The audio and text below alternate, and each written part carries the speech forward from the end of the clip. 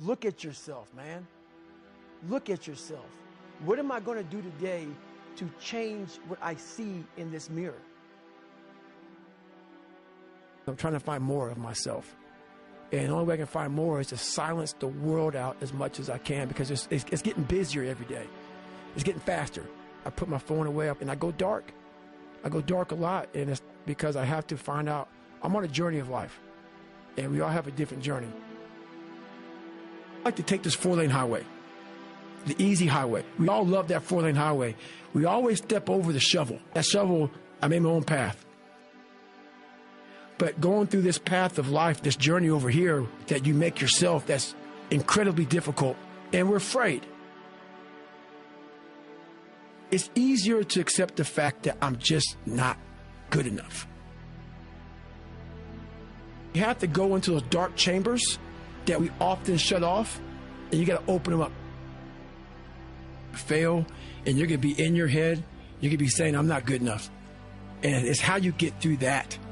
It's how you get through that on a daily basis, when that thing is saying, man, I'm 43, I've done so much. You start to become civilized.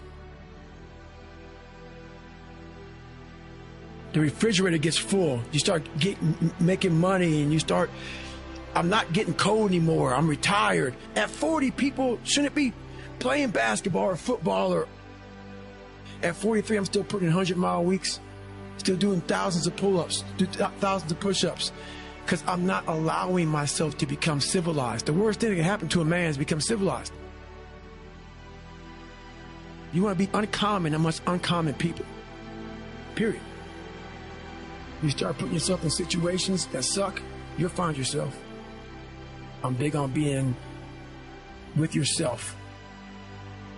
I want to be forever proud of who I was as a man and change who I used to be. The liar, the insecure guy, the guy who can, whatever. I want to be proud. If I die now, if I die at 8, if I die at 90, 100, I'm going to look at myself and say, I'm proud of myself. I believe in patience. I'm a patient dude. I can watch a piece of grass grow for 20 years. Because I know that it's just how you get somewhere in life. By being that monk-like mentality, being able to watch something grow very calmly, patiently. Well, I can't go any faster. We do that to our brain. We put a governor on our brain. The second we feel pain, discomfort, suffering, all those words that we hate to say because we're in this happy, peaceful world we live in now, we stop. We slow down. And if you can get through these different barriers and gain 5%, 2%, 3%, that 40% becomes 60. That 60% becomes 70, 80, and 90. And then you'll hopefully one day near 100. That dreamer mentality just would always fuel me. It would just fuel me, man. What if I can be a SEAL, man? Now I run 205 miles. What if I can go? What if I can go? And what if, how would that feel? You have to go into those dark chambers that we often shut off, and you got to open them up.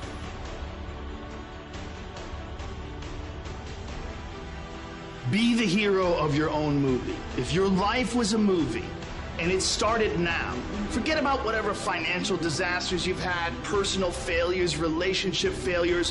What would the hero of your life's movie do right now? Do that. Do those things. We define ourselves far too often by our past failures. We look at our past and we say, well, that's me. That's not you. You are this person right now. You're the person who's learned from those failures, and you can choose to be the hero of your own movie right now. Write down your goals. Write down things you want to improve. Write down things you won't tolerate from yourself. Write down things you've done in the past you never want to see yourself do again. And go forth from here as the hero of your own movie. Build momentum. Build confidence and momentum with each good decision that you make from here on out. You can do it. Anyone can do it. I found peace on the opposite end of finding myself. And no one really finds himself without going through trials, tribulations, suffering, accountability. And accountability is suffering. Being accountable every day for doing it right, for yourself, for the people next to you, It's miserable. It's hard. So, you know, even the smallest details. I'm going to just make an addition to the thinking part. Mind, brain, body. The most primitive organism on the planet are bacteria and cells like amoeba.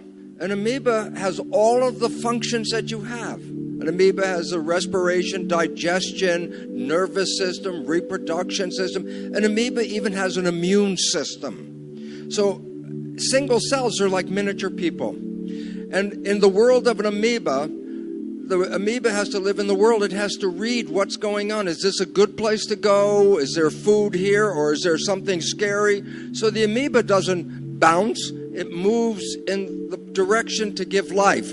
So it has to read the environment and adjust the biology. Cells created us. We were made by the intelligence of cells. Every one of us is made out of about